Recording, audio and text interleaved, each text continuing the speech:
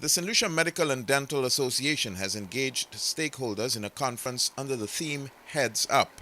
The conference focuses on the pathologies of the head and neck and also addresses whooping cough. This year we have presenters or speakers who are regional, local, and international speakers who will speak to us on neurology, ophthalmology, ear, nose, and throat.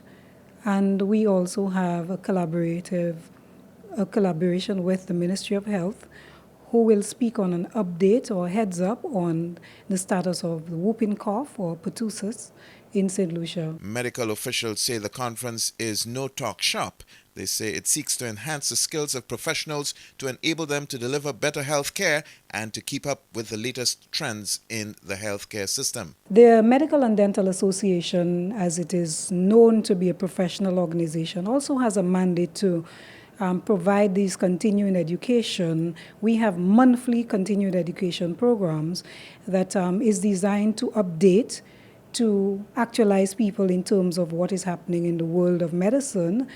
And we are also responsible, the only accredited body on the island, who would provide continuing medical education for both medical, dental, allied health professionals on the island. The St. Lucia Medical and Dental Association is also collaborating with the Ministry of Health in designing policies that would guide the healthcare delivery system.